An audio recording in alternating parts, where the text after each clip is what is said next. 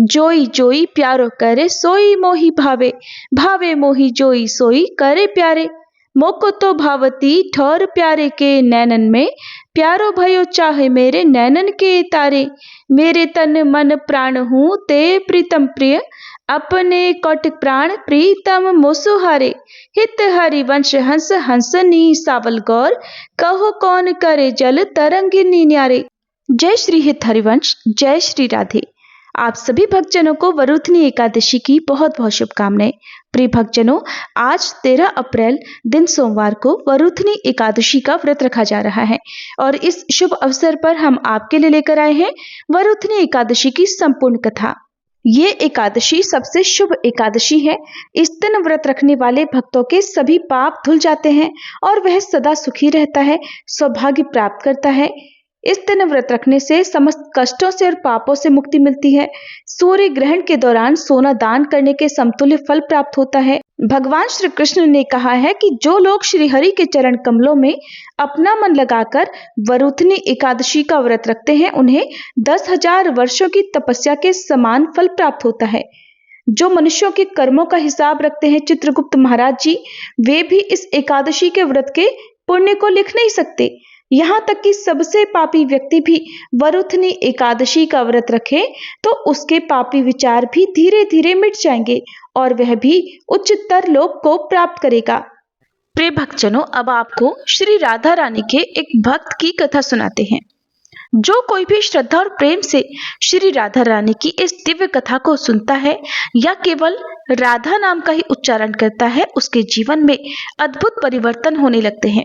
कहा जाता है कि उस भक्त के आगे स्वयं भगवान विष्णु मार्गदर्शन करते हुए चलते हैं, मानो उसके हर कदम को सुरक्षित और सफल बना रहे हो। वहीं उसके पीछे भगवान शिव रक्षा के लिए खड़े रहते हैं, जैसे एक करुणा में संरक्षक हर संकट को दूर करने के लिए तत्पर हो। इतना ही नहीं, राधा नाम लेने वाले भक्त के दाहिने ओर देवराज इंद्र अपने वज्र के साथ उसकी रक्षा करते चलते हैं और बाईं ओर वरुण देव अपने हाथों में दिव्य छत्र धारण करके उस पर कृपा और शीतलता की वर्षा करते हैं। और ये दृश्य दर्शाता है कि जो भी राधा नाम से जुड़ जाता है वो केवल एक नाम नहीं बल्कि संपूर्ण देवताओं की कृपा का अधिकारी बन जाता है। और सबसे अद्भुत बात तो यह है कि अगर कोई व्यक्ति भूलवश अनजाने में भी राधा नाम अपनी जिह्वा से उच्चारित कर दे, तब भी राधा रानी उसे अपना मान लेती हैं। उनका प्रेम इतना विशाल और इतना निष्काम है कि वो किसी भी भेदभाव के बिना अपने भक्त को अपना लेती हैं। तो राधा नाम स्वयं में एक ऐसा अमृत है जो जीवन के पाप, कष्ट और दुखों को हरकर भक्ति, शांति और आनंद से भर देता है। और आज के इस प्रसंग में हम सब भी ऐसे ही दिव्य प्रेम का अनुभव करने जा रहे हैं। तो आप सभी प्रेम से बोलिए जय जय श्री राधे। बरसाने की पीली पोखर से प्रेम सरोवर जाने वाले रास्ते से थोड़ा हटकर वन प्रांत में एक पुराना चबूतरा है। लोग उसे गुलाब सखी का चबूतरा कहते हैं और आते जाते उस पर अपना माथा भी टेकते हैं। गुलाब दरअसल एक गरीब मुसलमान था। अब राधा रानी के भक्त तो कोई भी हो सकते हैं, तो बरसाने की पवित्र धरती पर वह पैदा हुआ था। ब्रह्मादि देव जिस रज की कामना करते हैं उसका तो उसे जन्म से ही स्पर्श हुआ था। वह पढ़ा लिखा भी कुछ नहीं था, लेकिन हाँ, सारंगी बड़ी अच्छी बजा लेता था। श्री राधा रानी के मंदिर के प्रांगण में जो कुछ भी पदगान हुआ करता था उसमें वह सारंगी बजाया करता था। यही उसकी आजीविका थी। सारंगी बजाने के बाद जो भक्त वहां पर एकत्र होते थे वो कुछ न कुछ उसे दे दिया करते थे। इसी से उसका पेट भरा करता था।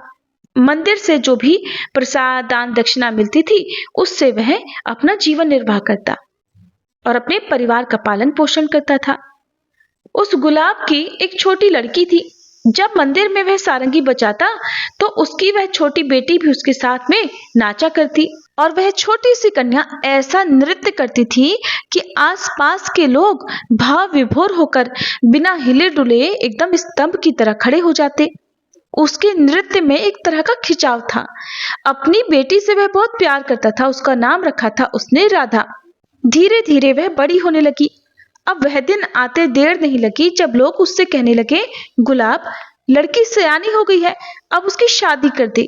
वो केवल गुलाब की ही बेटी नहीं थी, बल्कि बरसाने की बेटी थी। और बरसाने के सभी लोग उससे विशेष स्नेह रखते थे।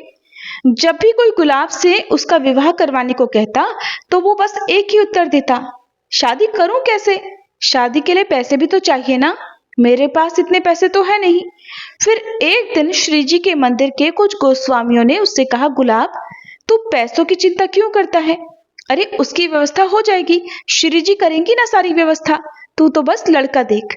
जल्दी ही ढूंढने पर अच्छा लड़का भी मिल गया और श्री जी की कृपा से गुलाब की बेटी राधा के हाथ पीले हो गए और वह खुशी खुशी अपने ससुराल के लिए विदा कर दी गई। जब बेटी विदा हो गई तो गुलाब गुमसुम सा हो गया। 3 दिन और 3 रात तक वह श्री जी के ही मंदिर में सिंह द्वार पर गुमसुम बैठा रहा। उसे इस तरह बैठे देखकर लोगों को चिंता होने लगी कि कहीं वह पागल ना हो जाए। लोगों ने उसे समझाने का बहुत प्रयास किया, लेकिन उसके कान पर तो जूं तक नहीं रेंगी। और चौथे दिन जब वह श्री जी के मंदिर में सिंह द्वार पर उसी तरह से गुमसुम उदास सा बैठा था, तभी सहसा उसके कानों में एक आवाज आई, बाबा, बाबा, मैं आ गई। सारंगी नहीं बजाओगे तो मैं नाचूंगी कैसे? उस समय दरअसल थोड़ी कमजोरी थी, कई दिनों से कुछ खाया पिया नहीं था, एक जगह पर लगातार बैठा हुआ था। तो वो सो रहा था या जाग रहा था, उसे देखकर कहना मुश्किल था। आंखें मुंदी मुंदी सी थी और उन्हीं मुंदी आंखों से वो आवाज सुनकर सारंगी बजाने लगा और राधा नाचने लगी। हर बार जब भी वह नृत्य करती थी तब उसकी पायल की झनकार में एक अलग आवाज होती थी, लेकिन आज पायल की झनकार ऐसा लगता था मानो प्राणों को ही भाव विभोर कर रही हो, प्राणों को ही अपनी ओर आकर्षित कर रही हो। गुलाब की आंखें आधी बंद आधी खुली थी। उसे बहुत ज्यादा सुध-बुध नहीं थी, बस ऐसे ही आंखें बंद करके वो ध्यान में लगा हुआ था और ऐसे ही आधी खुली आधी बंद आंखों से सारंगी बजा रहा था। और सहसा देखते ही देखते पायल की वो झनकार उसकी अंतरात्मा को अंदर तक झकझोर गई और उसके तन और मन की आंखें खुल गई। अब जब उसे सुध आई तो उसने आंखें खोलकर देखा कि उसकी बेटी राधा नहीं बल्कि स्वयं राधा रानी है जो नृत्य कर रही है। अब तक तो सारंगी बजाने पर उसकी खुद की बेटी वहां पर नृत्य करा करती थी। ये सारा दृश्य देखकर वह सजल और आश्चर्यचकित नेत्रों से बोला, बेटी, बेटी। और जैसे ही कुछ और आगे कहने का उसने प्रयास किया, स्नेह से कांपते और डगमगाते हाथों से वह उनकी ओर बढ़ा तो वे भागी। अब तो गुलाब भी उनके पीछे पीछे भागा, क्योंकि साक्षात श्री राधा रानी ने उसे दर्शन जो दिए थे। और इस तरह गुलाब उनके पीछे पीछे मंदिर के अंदर भागा और उसके बाद वह अदृश्य हो गया। और इस घटना के बाद कभी भी किसी ने भी गुलाब को कहीं नहीं देखा। उसके अदृश्य होने की बात कि वो कहाँ गया, कहाँ है, एक पहेली बनकर रह गई। कुछ दिनों के बाद मंदिर के गोस्वामी जी शयन आरती करके अपने घर लौट रहे थे, तभी झुरमुट से आवाज आई, गोसाई जी, गोसाई जी। गोसाई जी ने पूछा, कौन? गुलाब झुरमुट से निकलते हुए बोला, मैं हूं आपका गुलाब। गोसाई जी को विश्वास नहीं हुआ, बोले, लेकिन तू तो मर गया था। गुलाब बोला, मुझे तो श्री जी ने अपने परिकर में ले लिया है गोसाई जी। अभी राधा रानी को सारंगी सुनाकर आ रहा हूँ। देखिए, राधा रानी ने प्रसाद के रूप में मुझे पान का बीड़ा दिया है। गोस्वामी जी उसके हाथ में पान के बीड़े को देखकर हैरान रह गए, क्योंकि गुलाब के हाथ में तो पान का वो बीड़ा था जो वो राधा रानी के लिए बिल्कुल अभी अभी भोग में रखकर ही बाहर आ रहे थे। गोसाई जी ने पूछा, अच्छा, लेकिन तू अब रहता कहाँ है? तब उसने उस चबूतरे की तरफ इशारा किया जो वहां के गोसाइयों ने उसकी स्मृति में बनवाया था। तो जब गुलाब का पूरा जीवन ही श्री राधा रानी को समर्पित था, तो भला राधा रानी उसे इस संसार में अकेला कैसे छोड़ सकती थी? तो ऐसी है राधा नाम की महिमा। सभी प्रेम से बोलिए, श्री लाडली जीओ की जय, श्री राधा रानी सरकार की जय, श्री कृष्ण भगवान की जय। भक्तजनों, अब कल्पना कीजिए महाभारत काल के समय की, उस दिव्य क्षण की जहां पर इस समय राजमहल में धर्मराज युधिष्ठिर और भगवान श्री कृष्ण विराजे हुए हैं। धर्म और न्याय के प्रतीक युधिष्ठिर महाराज जो सदा अपने प्रजा धर्म और सत्य के मार्ग पर चलने के लिए चिंतित रहते थे, एक दिन अपने हृदय में गहरी जिज्ञासा अनुभव करने लगे। उन्हें लगा कि धर्म के मार्ग पर अटल रहने के लिए भगवान का मार्गदर्शन अति आवश्यक है। इसलिए वे श्री कृष्ण की शरण में पहुंचे, जो स्वयं धर्म के परम ज्ञाता और जगत के पालनहार हैं। उस समय युधिष्ठिर महाराज ने अभी अभी कामदा एकादशी का व्रत श्रद्धा और विधि विधान से पूर्ण किया था, जो कि चैत्र मास के शुक्ल पक्ष की एकादशी थी। व्रत के पश्चात उनके मन में ये जानने की तीव्र इच्छा जागी कि वैशाख मास में आने वाली पवित्र एकादशी का क्या नाम है, क्या महत्व है और उसका पालन किस प्रकार करना चाहिए। तब उन्होंने भगवान श्री कृष्ण से पूछा, हे वासुदेव, वैशाख मास के कृष्ण पक्ष की एकादशी का नाम क्या है और इस एकादशी व्रत का पालन करने से क्या फल प्राप्त होता है और इसका महात्म्य क्या है। तब भगवान ने कहा, हे प्रिय राजन, इस एकादशी का नाम वरुथनी है, जिसको करने से इस जन्म और अगले जन्म में भी सौभाग्य प्राप्त होता है। इस एकादशी व्रत के प्रभाव से व्यक्ति सभी पापों से मुक्त होता है, साथ ही उसे वास्तविक आनंद की भी प्राप्ति होती है और वह भाग्यवान बनता है और जन्म मरण के चक्र से छुटकारा मिलकर उसे भगवान की भक्ति प्राप्त होती है। इस व्रत के पालन से मानधाता राजा को मुक्ति मिली। उसी प्रकार अनेक राजा महाराजा जैसे कि महाराज धुंधुमार भी मुक्त हुए। केवल वरुथनी एकादशी के व्रत से 10,000 वर्ष तपस्या का फल मिलता है तथा सूर्य ग्रहण के समय कुरुक्षेत्र में 40 किलो स्वर्ण दान का फल इस व्रत को करने से मिल जाता है। हे राजन, गजदान ये अश्वदान से श्रेष्ठ है, भूमिदान ये गजदान से श्रेष्ठ माना जाता है और तिलदान ये भूमिदान से भी श्रेष्ठ है। स्वर्ण दान ये तिलदान से भी अधिक श्रेष्ठ है और अन्नदान ये स्वर्ण दान से भी कहीं सर्वश्रेष्ठ है। हे राजन, अन्नदान करने से पूर्वज, देवता और सभी प्राणी प्रसन्न होते हैं। बुद्धिमान लोगों का ये विचार है कि कन्यादान भी अन्नदान जितना ही पुण्य कार्य है। स्वयं भगवान कहते हैं, अन्नदान ये गोदान इतना ही श्रेष्ठ है, परंतु सर्वश्रेष्ठ विद्यादान ही है। केवल वरुथनी एकादशी व्रत के पालन से सभी प्रकार के दान देने जैसा पुण्य प्राप्त होता है। अपने चरितार्थ के लिए जो अपनी कन्या को बेचता है वो सबसे नीच मनुष्य माना जाता है और प्रलय काल तक उस व्यक्ति को नरक में दुख भोगना पड़ता है। इसलिए किसी को भी अपनी कन्या के बदले में कभी भी धन स्वीकार नहीं करना चाहिए और जो व्यक्ति ऐसा करता है उसे अगला जन्म बिल्ली का मिलता है। परंतु अपनी क्षमता से जो व्यक्ति स्वर्णालंकार से सुशोभित करके योग्य वर को अपनी कन्या प्रदान करता है, उस व्यक्ति के पुण्यों का लेखा जोखा यमराज जी के सचिव चित्रगुप्त महाराज भी नहीं कर सकते। इस एकादशी के व्रत का पालन करने वालों को कुछ बातें वर्जित है।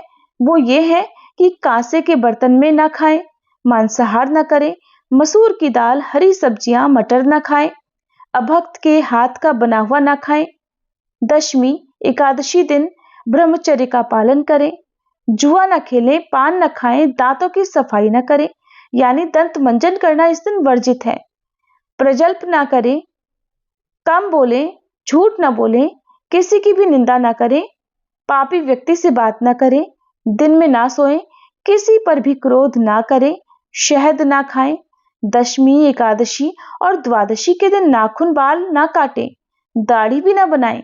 दशमी एकादशी और द्वादशी के दिन शरीर में तेल ना लगाएं। सावधानी पूर्वक इन सब बातों का पालन करने से उत्तम प्रकार से एकादशी व्रत का पालन होता है और पालन करने वाले को जीवन के सर्वोच्च ध्येय की प्राप्ति होती है। एकादशी के दिन जागरण करने से सभी पाप क्षय हो जाते हैं और उसे भगवत धाम की प्राप्ति होती है। इस एकादशी की महिमा को जो कोई भी सुनता है अथवा पढ़ता है उसे 1 सहस्त्र गौदान का पुण्य प्राप्त होता है और वह भगवान विष्णु के धाम की प्राप्ति करता है। भगवान कहते हैं, हे युधिष्ठिर महाराज, अब वरुथनी एकादशी की कथा का भी श्रवण करो।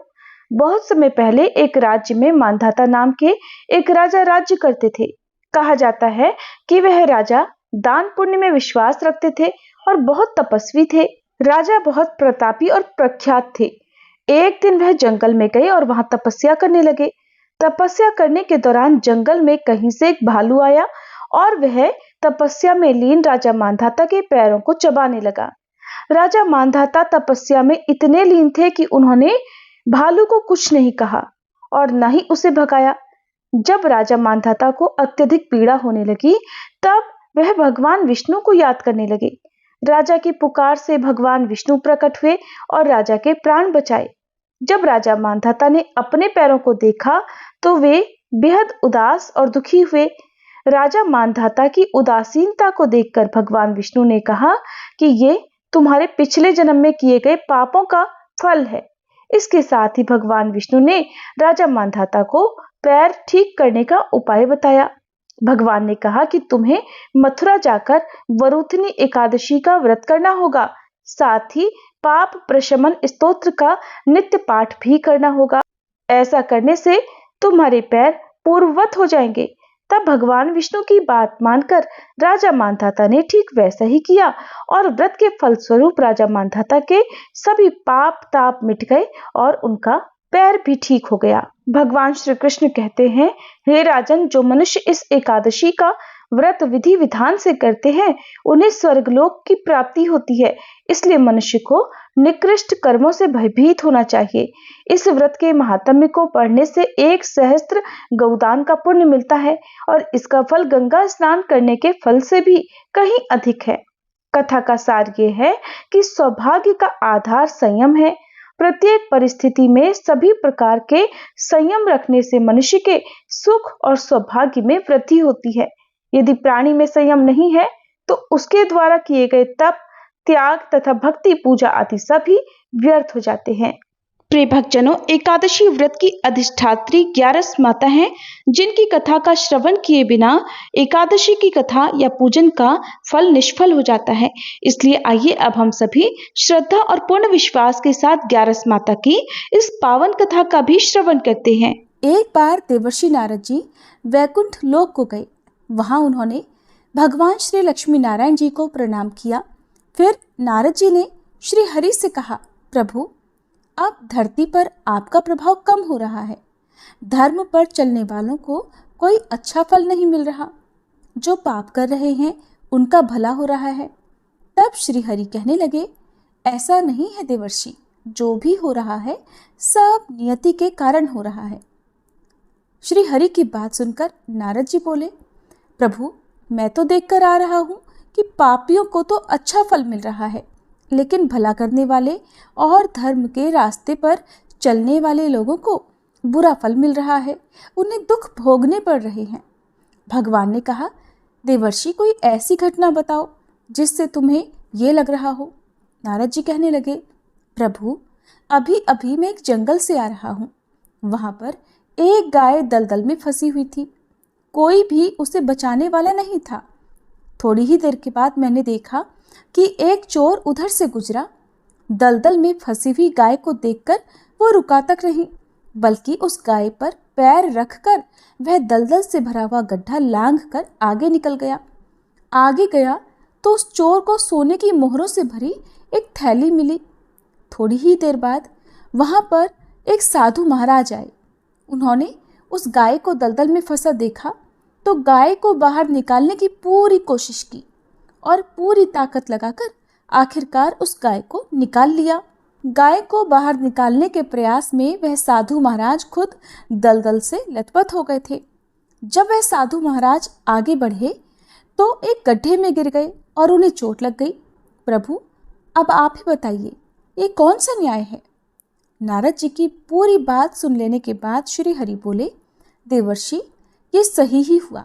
जो चोर गाय पर पैर रखकर भाग गया था, उसकी किस्मत में तो एक खजाना था, लेकिन उसके इस पाप के कारण उसे केवल कुछ मोहरें ही मिल पाईं। वहीं उन साधु महाराज को गड्ढे में इसलिए गिरना पड़ा क्योंकि उनके भाग्य में उस समय मृत्यु लिखी हुई थी। लेकिन एक गाय को बचाने के कारण, दलदल से बाहर निकालने के कारण उनके पुण्य बहुत अधिक बढ़ गए और उनकी मृत्यु बस एक छोटी सी चोट में बदल गई। इंसान के कर्म से ही उसका भाग तय होता है देवर्षि। इसलिए अच्छे कर्म करना कभी भी नहीं छोड़ना चाहिए।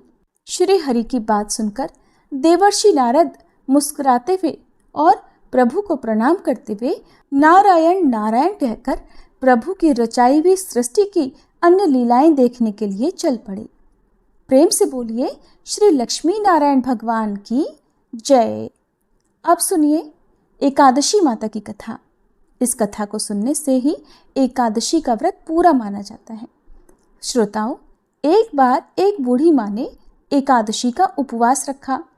बड़े ही भक्ति भाव से वह एकादशी की पूजा किया करती थी। वे बूढ़ी हो चुकी थी। उन्हें वृद्धावस्था में कोई भी ऐसी वस्तु नहीं चाहिए थी जो वे एकादशी का उपवास रखती, क्योंकि एकादशी का उपवास रखने से तो श्री हरि की कृपा से सब कुछ मिल जाता है। वो बूढ़ी माँ तो अपने बच्चों के लिए, अपने परिवार की सुख सुविधा के लिए इतना कठिन व्रत रखती थी। वे दिन भर तो बड़ा कठिन मन करके और अपनी प्यास को किसी तरह से रोके रही, क्योंकि एकादशी के व्रत में वो जल की एक बूंद भी ग्रहण नहीं करती थी। द्वादशी को ही जल पीकर वो अपने व्रत का पारणा किया करती थी। दिन भर उन्होंने किसी प्रकार अपने मन को संयमित रखा, पूजा पाठ की, व्रत की कथा पढ़ी सुनी और फिर पंडित जी को मिट्टी के एक पात्र में भरकर पानी और मौसमी फल दान में दिए। दोना भरकर शक्कर भी वितरित की। उन्हें गर्मी के कारण बड़ी बेचैनी हो रही थी। एक तो निराहार और निर्जल रहकर उपवास रखा था और ऊपर से प्यास भी अधिक सता रही थी। इस कारण उन्होंने सोचा कि चलो पानी में बैठूं, शायद थोड़ी शांति मिले। ये सोचकर वह पानी में बैठी रही। पानी से बार बार कुल्ला करती और मुंह हाथ धोती रही। तब कहीं जाकर उन्हें थोड़ा बहुत चैन मिला। एक तो धूप तेज की पड़ रही थी, इस कारण बार बार बूढ़ी माँ का मुंह सूखा जा रहा था। बूढ़ी माँ बड़ी बेचैन हो रही थी। एक तो बुढ़ापा, दूसरा यह भयंकर गर्मी। बुढ़ापे की तो स्थिति ही कुछ ऐसी होती है, बड़ी मुश्किल से धीरज बंध पाता है। अब किसी प्रकार रो धोकर दिन कट पाया। अब बूढ़ी माँ के सामने पहाड़ सी लंबी रात थी, जिसका कट पाना बड़ा ही मुश्किल दिखाई दे रहा था। चारपाई पर पड़ी हुई बूढ़ी माँ को किसी प्रकार भी शांति नहीं मिल रही थी। बार बार प्यास के मारे गला सूख रहा था और वे इस प्रकार बेचैन होकर करवटें बदलती जा रही थी। कई बार उठकर वे घर के बाहर जाती, फिर अंदर आ जाती। ना उन्हें घर के अंदर शांति मिल रही थी, ना बाहर। वे पड़ी पड़ी एकादशी माता को याद करती रहीं और मन में ध्याती रहीं कि हे माता, आप मेरी लाज रखिएगा, आप ही मुझे शक्ति दीजिएगा ताकि मैं भली भांति आपका व्रत कर सकूं और ये पहाड़ सी रात सुकून से बीत जाए। प्यास के कारण बूढ़ी माँ की बेचैनी तो बढ़ ही रही थी। उन्होंने धैर्य रखने का बहुत प्रयास किया, लेकिन आखिरकार उनकी सहनशीलता की सीमा टूट गई और वे घबराकर प्यास के मारे एकदम चिल्ला पड़ी, बचाओ बचाओ। बूढ़ी माँ का चिल्लाना सुनकर उनके परिवार के सभी सदस्य उनके आसपास इकट्ठा हो गए और बूढ़ी माँ की चारपाई के पास पहुंच गए। सब बोले, अम्मा जी क्या हुआ, आपको क्यों चिल्ला रही हो? और जब आपसे व्रत नहीं रखा जाता तो इस बुढ़ापे में इतना कठिन व्रत क्यों कर रही हो? अम्मा जी, अगर शरीर में ताकत है तभी तो भक्ति हो पाएगी, आप पानी पी लीजिए। बूढ़ी माँ अपने परिवारजनों से बोली, मेरे तो प्यास के मारे प्राण ही निकले जा रहे हैं, जरा जल्दी से मेरी छाती पर ठंडे पानी का घड़ा तो रख दो। नातियों ने दौड़कर दादी की छाती पर ठंडे पानी का बर्तन रख दिया। तब कहीं जाकर उन्हें थोड़ा बहुत सुकून मिला और जब सुकून मिला तो थोड़ी देर के लिए उन्होंने अपनी आंखें बंद कर ली। इधर एकादशी माता सोचने लगी, ये है तो बूढ़ी माँ, लेकिन बड़े नियम से मेरा व्रत रखती हैं, चलकर इनकी परीक्षा लेनी चाहिए। ऐसा विचार कर एकादशी माता आधी रात को मुर्गा बनकर कुकड़ू कू करने लगी। मुर्गे की टेर सुनकर बूढ़ी माँ जल्दी से उठी और बाहर जाकर आसमान की ओर निहारा, लेकिन आसमान में तो कहीं भी उन्हें सुबह का तारा दिखाई ही नहीं दिया। अब वे सोचने लगी कि फिर ये मुर्गा भला क्यों और कैसे बोल गया। एक तो उन्हें प्यास लग रही थी, अब थोड़ा बहुत उनका मन भी बेचैन होने लगा। आखिरकार उन्होंने ये दृढ़ निश्चय किया कि अब तो मैं इस व्रत को पूरा करके ही छोड़ूंगी। फिर चाहे व्रत पूरा होने तक मेरे प्राण ही क्यों ना निकल जाएं। मन में ऐसा पक्का निश्चय कर वह वापस चारपाई पर आकर लेट गई।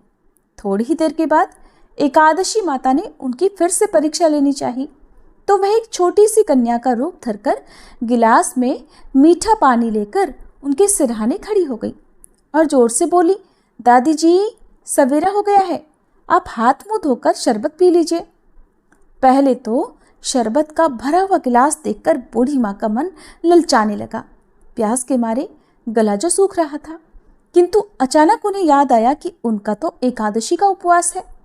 फिर उन्होंने सोचा कि अभी तो वे किसी भी तरह से ये शरबत नहीं पी सकती, और फिर वे चुपचाप वापस अपनी चारपाई पर लेट गईं। जैसे ही उनकी आंख लगी तभी उन्हें एहसास हुआ कि मानो किसी ने उन्हें पानी से भरे हुए कुएं में पटक दिया हो। वे बहुत देर तक उस कुएं में हाथ पांव चलाती रही, लेकिन इस बीच उन्होंने अपने मुंह में पानी की एक बूंद भी नहीं जाने दी, क्योंकि उनका एकादशी का उपवास जो था, और वे पक्के निश्चय के साथ अपना व्रत पालन करती रही। थोड़ी ही देर में उन्हें ऐसा लगा मानो सामने आग जल रही हो। आग के कारण बड़ी भारी गर्मी लगने लगी।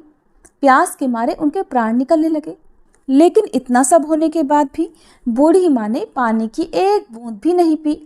वे तो बस चारपाई पर बैठी बैठी एकादशी माता का ध्यान करती रही। अब सवेरा होने में बस कुछ ही समय है, ये जानकर वे बड़ी तसल्ली के साथ इधर उधर घूमने लगी। एकादशी माता अब तक ये बात अच्छी तरह से समझ गई कि इन बूढ़ी माँ को किसी भी प्रकार से अपने व्रत से नहीं टाला जा सकता। वे उनके सत्य व्रत को भली भांति समझ गई थी। अब सवेरा हो गया तो बूढ़ी माँ ने स्नान किया, भगवान श्री हरि का पूजन किया, फिर एकादशी माता की कथा सुनी, ब्राह्मणों को दक्षिणा देकर भोजन कराया, तब कहीं जाकर उन्होंने जल ग्रहण किया। कन्याओं को भोजन कराने के बाद बूढ़ी माँ ने फिर स्वयं भोजन किया, और उस श्रेष्ठ व्रत के प्रभाव से बूढ़ी अम्मा की आयु में वृद्धि हो गई, उनकी आयु बढ़ गई। उनका घर परिवार हरा भरा हो गया। अब उनके घर में किसी भी चीज का कोई अभाव नहीं रहा। उनका घर हर प्रकार के सुख साधनों से भर गया। नाती नातिन से उनका घर भर गया, और वे उसी दिन से 12 महीने की एकादशी का व्रत करने लगी। एकादशी माता के व्रत के पुण्य प्रताप से इस संसार में हर प्रकार के सुख भोग कर वह बूढ़ी माँ अंत में भगवान श्री हरि के धाम को चली गई। जैसे एकादशी माता ने उन बूढ़ी माँ को और उनके परिवार को हरा भरा किया, वैसे ही हे एकादशी माता, हम सभी की मनोकामनाएं पूर्ण कीजिएगा। प्रेम से बोलिए श्री लक्ष्मी नारायण भगवान की जय। एकादशी माता की जय। अब सुनिए श्री हरिप्रिया तुलसी माता जी की कथा। एक समय एक परिवार में ननद और भाभी साथ साथ रहा करती थी। ननद का विवाह अभी नहीं हुआ था। वह तुलसी जी के पौधे की बहुत सेवा करती थी, नियम से तुलसी को सींचती और दीपक जलाती थी। लेकिन उसकी भाभी को ये सारी बातें बिल्कुल भी पसंद नहीं थी। जब कभी उसकी भाभी को बहुत ज्यादा गुस्सा आता, तब वह अपनी ननद को ताना देते हुए कहती कि जब तुम्हारा विवाह होगा तो मैं इस तुलसी को ही बारातियों को खाने को दूंगी, और तुम्हारे दहेज में भी तुलसी ही दूंगी। तुम जब देखो तुलसी की ही सेवा करती रहती हो। कुछ समय बीत जाने पर ननद का विवाह तय हो गया।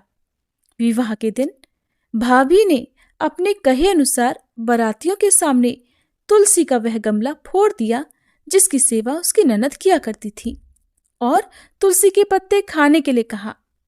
तुलसी जी की कृपा से वह फूटा हुआ गमला कई सारे स्वादिष्ट पकवानों में बदल गया। भाभी ने गहनों के नाम पर तुलसी की मंजरी से बने हुए गहने अपनी ननद को पहना दिए। देखते ही देखते तुलसी जी की मंजरी से बने वो गहने भी सुंदर सोने जवाहरात में बदल गए। इतना ही नहीं, भाभी ने मारे क्रोध के वस्त्रों के स्थान पर तुलसी का जनेऊ रख दिया, और वह भी रेशमी और सुंदर वस्त्रों में बदल गया। अब जब ननद अपनी ससुराल में पहुंची तो ससुराल में तो उसके दहेज की बहुत प्रशंसा हुई।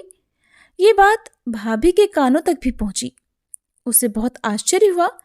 उसने सोचा कि उसने तो ननद के गहने, कपड़े और जनेऊ तक तुलसी जी के ही रखे थे। तुलसी की मंजरी रखी थी। ये सब जानकर भाभी को बहुत आश्चर्य हुआ। अब उसे तुलसी की पूजा का महत्व समझ में आ गया। उस भाभी की भी एक लड़की थी। वह तब अपनी बेटी से कहने लगी कि बेटी, तुम भी तुलसी की सेवा किया करो, तुम्हें भी तुम्हारी बुआ की तरह फल मिलेगा।